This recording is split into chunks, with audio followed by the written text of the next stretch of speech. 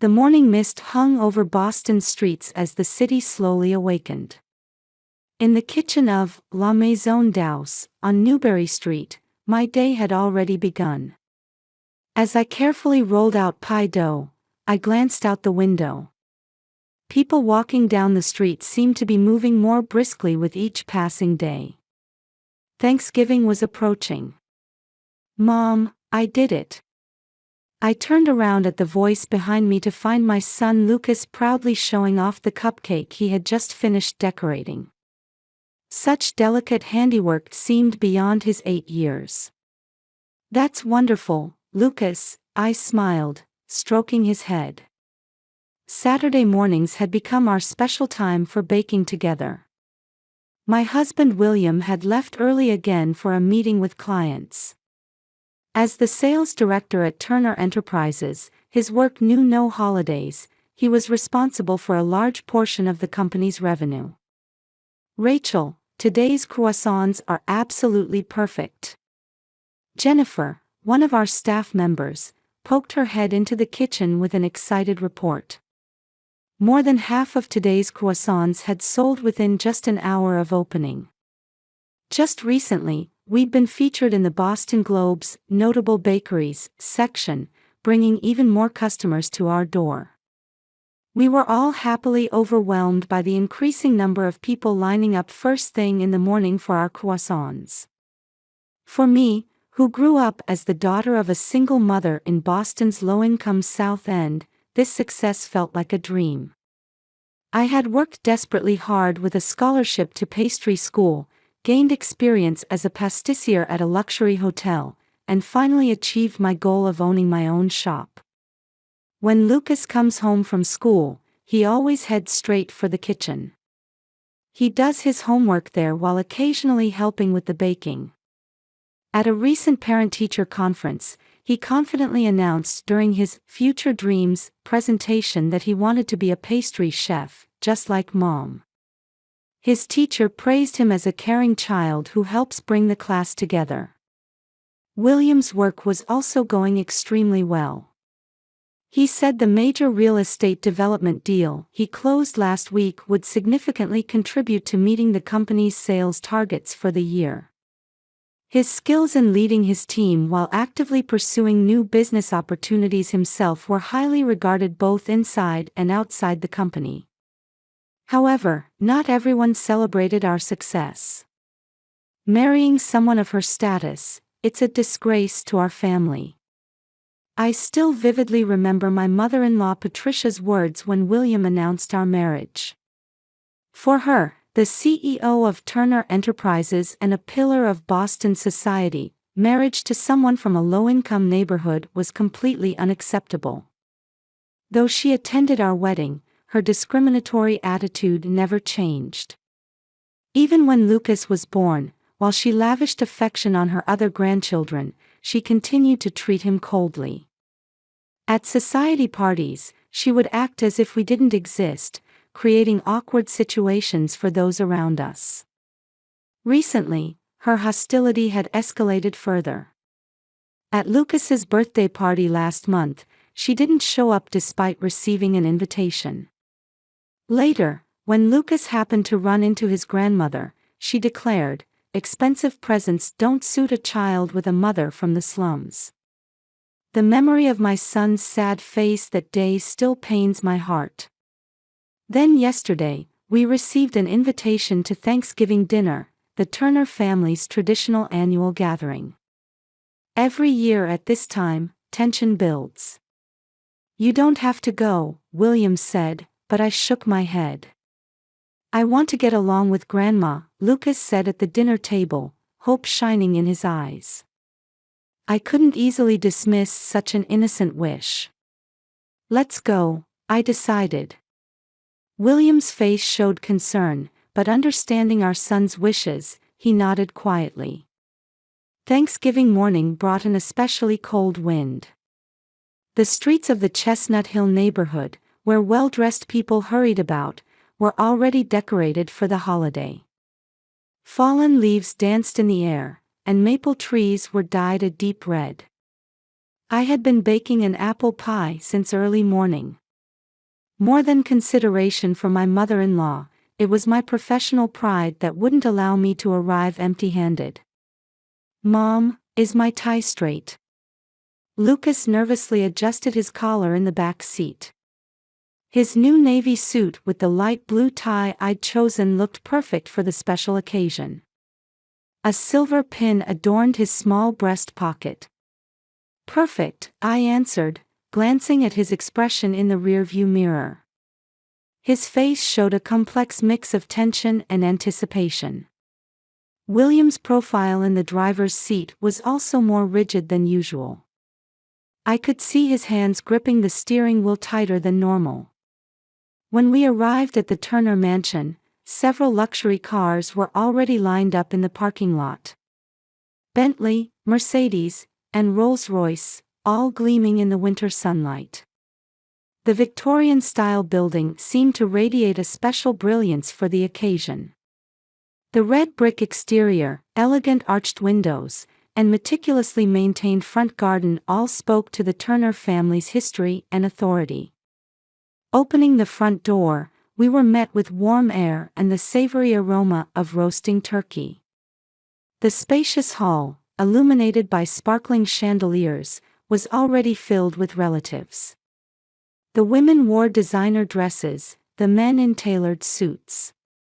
My blouse from a boutique felt distinctly out of place. William, Rachel, Robert, my father-in-law, greeted us warmly.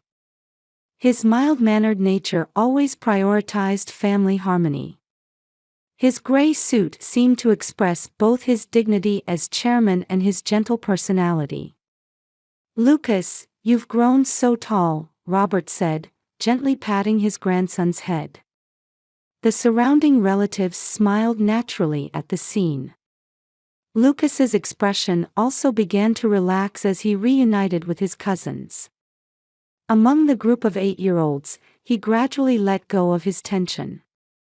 At first, everything seemed to be proceeding peacefully. The maids bustled about with table settings. The heavy silverware passed down through generations, delicately patterned white china, crystal glasses. The scene they created was as beautiful as a painting. Pure white candles burned in antique holders, their soft light reflecting off the pristine white tablecloth. In the center sat an enormous turkey. Perfectly browned, it was surrounded by traditional Thanksgiving dishes: cranberry sauce, mashed potatoes, green bean casserole, and sweet potato gratin. The dessert cart elegantly displayed my apple pie alongside pumpkin and pecan pies. "Ladies and gentlemen, please take your seats," James the butler announced, prompting about 20 family members to gather around the large dining table. The Turner cousins and their families, aunts and uncles, even distant relatives, family members who usually lived separate lives came together on this day. Then came the sound of high heels descending the stairs. Patricia appeared, wearing an emerald green dress with a diamond necklace. Though she wore a perfect smile, something felt unnatural about it. I sensed something cold lurking behind those eyes. "Rachel, what a lovely blouse," she said. I merely nodded slightly, recognizing the sarcasm in her compliment from years of experience. Behind her, the maids paused briefly, watching the scene unfold. Family members took their seats according to the place cards. Robert and Patricia sat at the head of the table, with the elder relatives beside them. We were directed to seats in the middle. Lucas's place was next to mine. But as we approached those seats, my blood ran cold. Instead of the silver service plate, there was a stainless steel dog food bowl on the table. It was filled with brown kibble. The edge was engraved with the word "puppy." For a moment, silence fell. I could hear the gasps of surrounding relatives. One uncle coughed, a cousin let out a small scream. An elderly aunt turned away, while a younger cousin stared at the floor. Lucas's hand gripped my sleeve. I could feel his small fingers trembling. What is the meaning of this? William's voice shook with anger burning in his eyes. Then Patricia's cold voice rang out. Raising her glass elegantly, she deliberately spoke slowly. Why would a child of slum-raised parents need fine dining? With those words came a thin smile, a perfectly calculated insult. Everyone at the table froze. Robert broke into violent coughing, and one of the maids dropped and shattered a glass. Lucas's small lips trembled as his 8-year-old eyes desperately tried to hold back tears. Watching this scene, something in my heart quietly but definitively transformed into resolve. I slowly stood up. Only the creaking of my chair broke the silence in the dining room. The chandelier cast long shadows across the table. I took my son's small, cold hand. When I squeezed it firmly, I felt a slight pressure in return. Without a word, we left our seats. Behind us, I heard William stand up as well, his angry breathing reaching my ears. Our footsteps echoed on the marble floor as we walked to the entrance. Opening the door, cold air brushed our cheeks. As I helped my child into the back seat, I could hear chaotic voices from inside the house. Aunt's voices of criticism, young cousin's agitated tones, and Robert's shouting. But no one came after us. No one tried to stop us until we got into the car. In the back seat, Lucas trembled slightly. Through the windshield, I looked up at the luxurious mansion. I could see several faces watching us from the second-floor windows. Behind the lace curtains, curious eyes followed us. Only the sound of the engine broke the Thanksgiving silence. On the drive home, no one spoke a word. Just the engine noise cutting through the cold night air. Lucas still shivered slightly in the back seat. The street lights illuminated his exhausted reflection in the car window. Even after entering our warm home, the humiliation we suffered at the Thanksgiving table cast a cold shadow over our hearts. The living room lights, usually warm and welcoming, seemed to cast strange shadows tonight. Lucas, let's get you in the bath, I said gently, putting my arm around his shoulders. He nodded silently, still unable to find the courage to speak. As I helped him out of his new suit, I felt his small back occasionally trembling.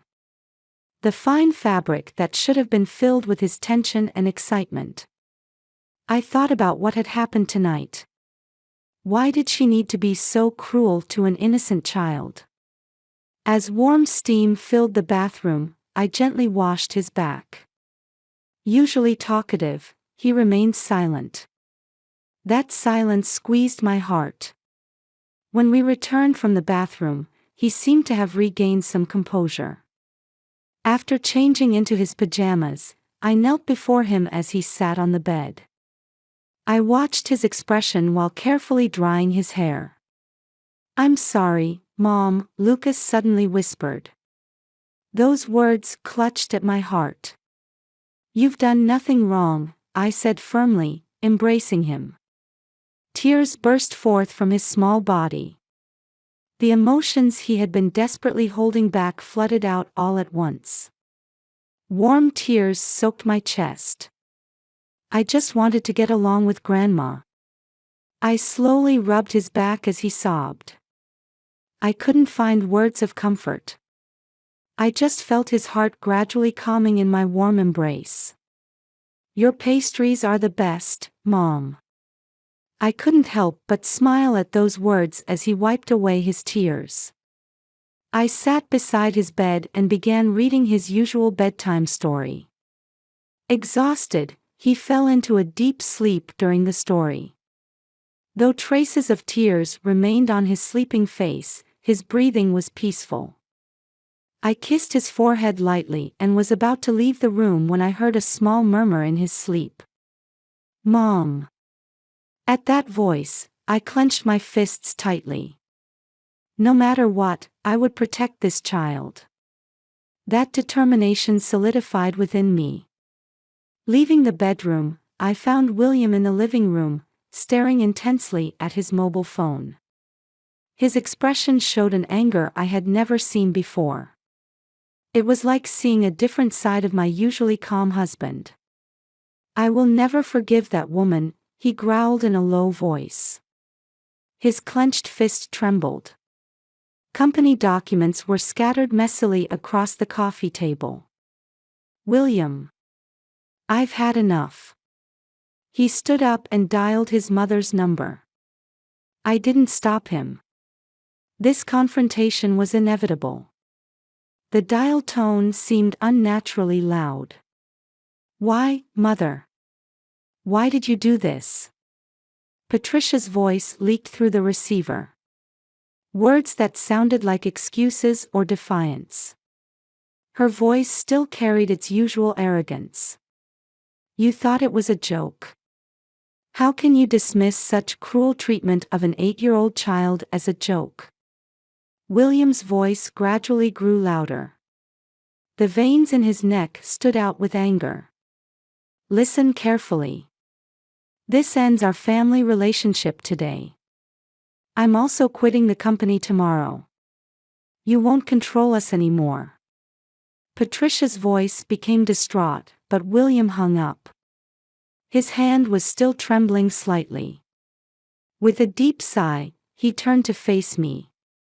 His eyes held determination, though fatigue showed on his brow. "I'm sorry, Rachel, for putting you and our son through this. You've done nothing wrong." I used the same words I had just spoken to our son, now directed at my husband. When I gently took his hand, he squeezed back firmly. That night, William kept making phone calls late into the night. First, he explained the situation to his trusted subordinates. Surprisingly, many showed willingness to follow him. They too had harbored dissatisfaction with Patricia's tyrannical management. "Mr. William, I'm with you," came the strong words of Tom Watson, a veteran from the sales department. "I'll submit my resignation too. Let's work together at the new company," young Sarah Chen declared without hesitation. As encouraging words continued to arrive, William's expression gradually softened. Next came confidential discussions with key clients.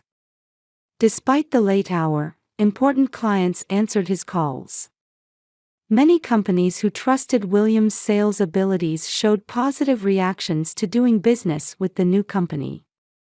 "We definitely want to continue working with you after your independence," said the CEO of Johnson Group, Boston's largest developer, giving us great hope. As the night wore on, the path to independence gradually became clearer. The next morning, major changes were already underway at Turner Enterprises headquarters. News of William's resignation spread throughout the company. Then excellent employees began submitting their resignations one after another. Long dissatisfied with Patricia's discriminatory behavior, they decided to join William's new company. "At this rate, the sales department will collapse," came a desperate report from Human Resources. "Major clients are requesting to review their contracts." Finance raised serious concerns. Patricia's outrageous behavior had begun to shake the entire company.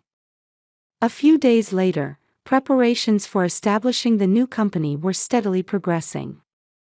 Office space had been secured in a prime location in Boston's financial district. Funding was also lined up from multiple investors. William's network of connections proved invaluable. Meetings with law firms, setting up IT systems, building the new organizational structure. Through day and night preparations, the new company, William Turner Associates, gradually took shape. But on that quiet morning, an unexpected visitor appeared. "Open up, Rachel." Instead of using the intercom, the sound of someone banging directly on the door echoed. Patricia's distraught voice. Her shouting could be heard by the neighbors. Through a gap in the curtains, I could see a luxury car roughly parked by the curb. I quietly opened the door. There stood Patricia, in an unfamiliar state. "Why did you seduce my son and destroy our family?"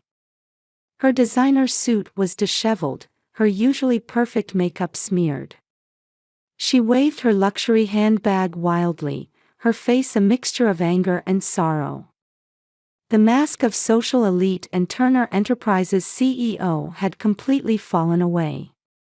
"Think carefully about who really destroyed the family," I answered calmly but firmly. Just then, we heard movement upstairs. Lucas must have woken up. "You treated your own grandson like a dog. Is that what family does?" Silence. "I won't listen to words from someone of your status." Then William's voice rang out from behind me.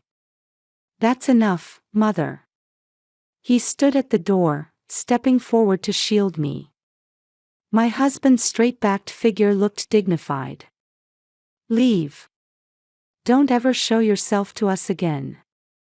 His voice carried unwavering determination. Patricia stared at her son as if looking at a stranger. For a moment, regret seemed to flash in her eyes. But that emotion was quickly hidden beneath her arrogant expression. "I have my pride too," she said in a trembling voice, then turned on her heel. We silently watched as she got into her luxury car. Her back had completely lost its former dignity. The sound of the door closing echoed quietly, like announcing the start of a new morning. Lucas came down from upstairs and took our hands. In those small hands, we felt hope for our new future. The hallways of Turner Enterprises had lost their former vitality. A week after William's departure, an unusual atmosphere enveloped the entire company. The office floor, once filled with employee energy, was now dominated by heavy silence. Over half of our major clients have requested contract reviews. This quarter's sales forecast is down 40% from last year, reported Finance Director Mr. Gray in a trembling voice at the board meeting. Before him lay a several-inch-thick report. The numbers written in red told the story of the company's critical situation. The decline in the real estate development division was particularly serious, with new project orders almost at a standstill. The turnover rate in the sales department has exceeded 70%. Most remaining employees are actively job hunting. With recent graduates declining their offers, next year's staffing plan has completely collapsed, came the serious report from Human Resources. Following William's departure, talented personnel continued to leave the company. The exodus of young employees was particularly notable, severely depleting the layer that should have been the company's future. Patricia tried to argue in her usual high-handed manner. But her voice lacked its former strength. Signs of fatigue showed through her makeup. "We've received a formal request from institutional investors to hold an emergency shareholders meeting. The agenda includes management restructuring," announced the legal director, causing board members to catch their breath. Pressure from major shareholders was increasing daily. The company's stock price had plummeted, continuing to set new all-time lows. Market capitalization had decreased by 30% in just 1 week. Suddenly, the conference room door burst open. "What is the meaning of this?" Robert stormed in holding a newspaper. The front page headline read, "Turner Enterprises CEO suspected of misappropriating company assets." The Boston Globe's thorough investigative report spread across 3 pages. The article detailed Patricia's misconduct. She had used the company's private jet for personal shopping trips, charging the company about $500,000 annually. The $2 million renovation of her Chestnut Hill home had been processed as company expenses. Furthermore, there was blatant discriminatory treatment of minority employees, opaque promotion criteria, harassment of female employees, and intentional demotion of non-white employees. Harassment of business partners was also reported in detail. Particularly her high-handed attitude towards small businesses, unreasonable price reduction demands, and intentional payment delays, actions that completely violated business ethics.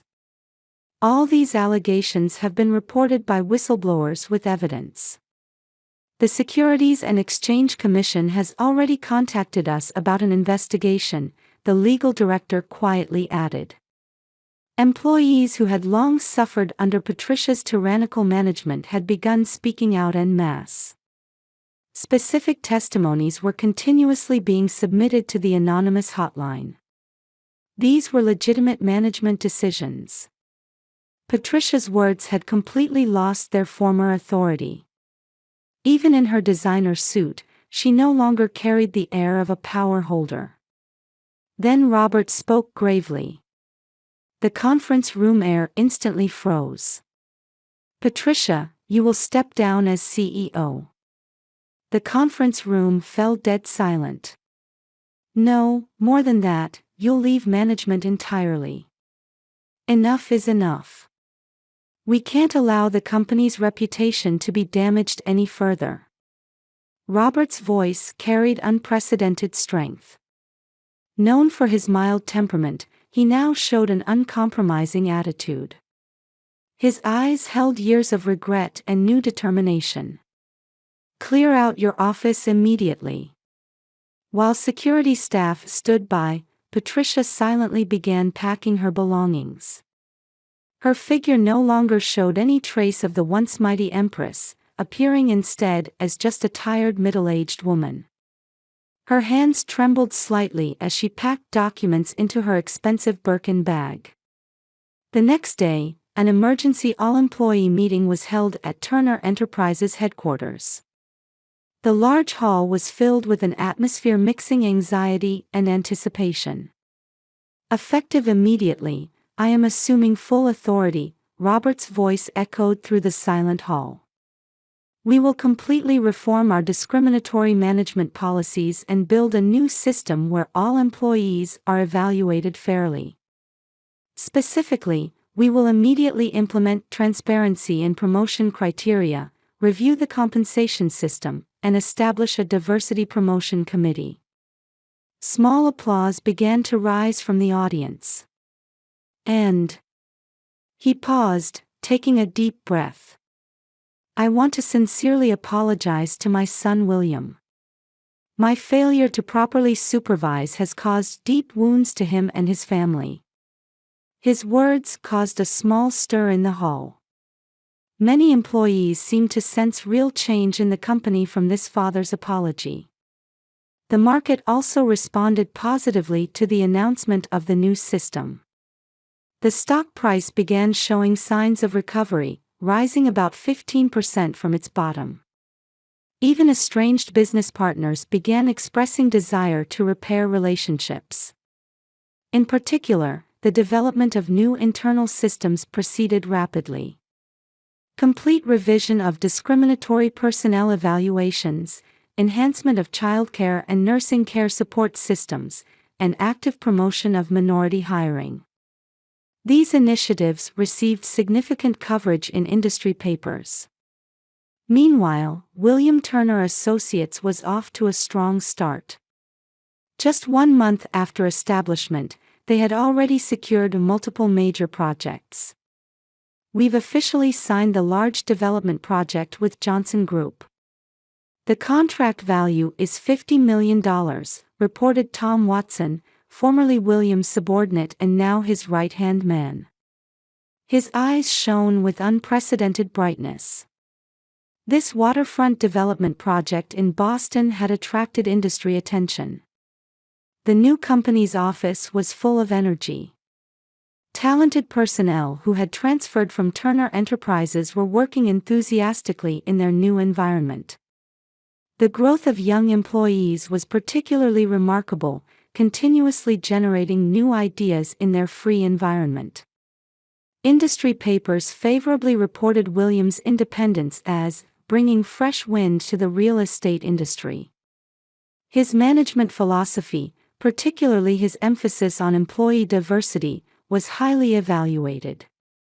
His name quickly became known throughout the industry as a new-era real estate developer. One day, an email arrived from Robert. "Son, I feel terrible as your father. If possible, I'd like to talk about the company, and more importantly, about family." His words conveyed a father's earnest desire to break the silence. The attached newspaper article suggested the possibility of collaboration between both companies. William spent a long time considering his reply. He no longer felt hatred or anger.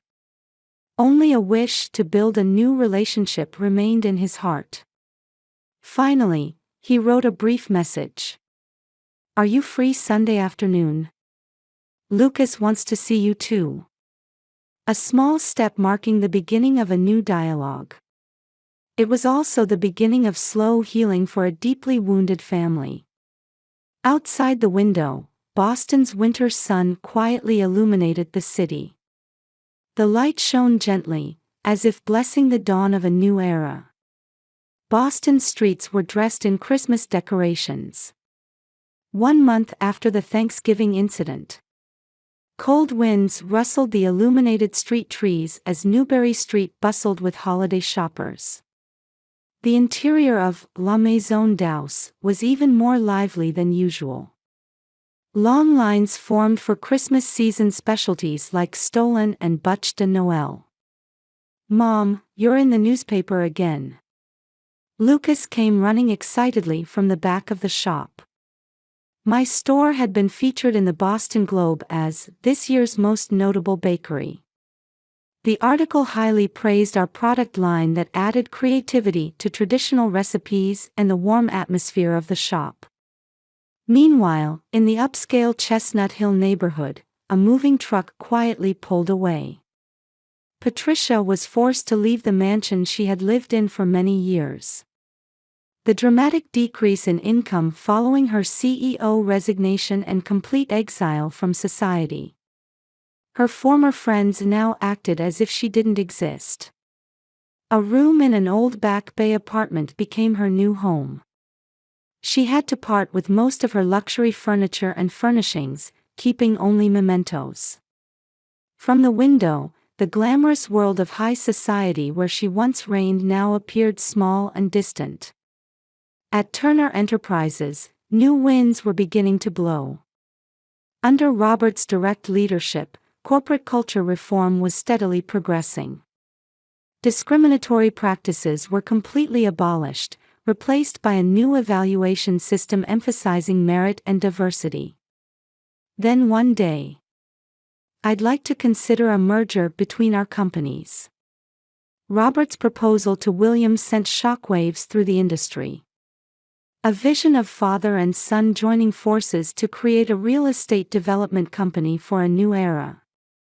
It meant more than just a business integration. Turner and Turner Associates. The new company name embodied their determination to overcome past conflicts and build a new future. Sunday morning, we enjoyed brunch as a family.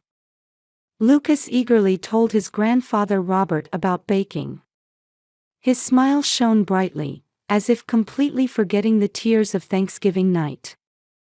"Next, I'm going to make a cake for Grandpa." Those words brought tears to Robert's eyes. Williams and my relationship had also grown deeper through this ordeal. His decisiveness and kindness shown during the crisis had strengthened our bond. However, I sometimes think about Patricia, living alone in her Back Bay apartment. They say she sits by the window on holiday afternoons, watching families pass by on the street. Holding an expensive wine glass, quietly reflecting on her former glory. As brilliant Christmas illuminations decorated the city, Everything had changed, and something new was about to begin.